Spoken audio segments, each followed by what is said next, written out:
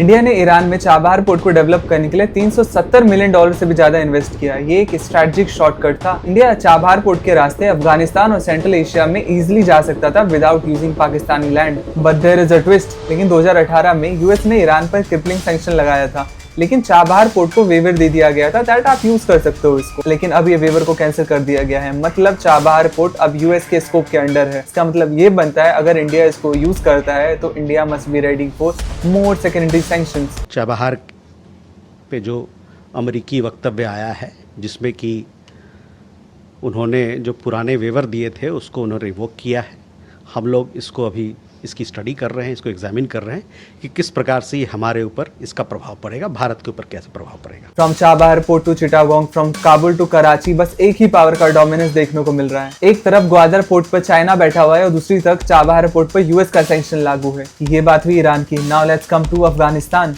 Donald Trump UK जाते हैं और वहां पे प्रेस कॉन्फ्रेंस में वो कहते हैं that he wants Bagram port back, क्योंकि वहां से चाइनीज न्यूक्लियर साइट 1 घंटे की दूरी पे है। We're going to keep Bagram, the big air base, that one of the biggest air bases in the world. We gave it to them for nothing.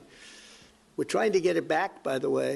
Okay, that could be a little breaking news. We're trying to get it back because they need things from us. We want that base back. But one of the reasons we want the base is, as you know, it's an hour away from where China makes its nuclear weapons. Taliban ने भी clear कर दिया that they don't want any foreign troops on the soil. But अगर ऐसा होता है तो जो तालिबान अभी इंडिया से बात करने के लिए राजी है वो कल को प्रॉक्सी बन जाएगा। वह पाकिस्तान के लिए भी एड शुरू है। बांग्लादेश में भी यूएस ने इन 60 दिनों में 3 ड्रिल्स किए हैं।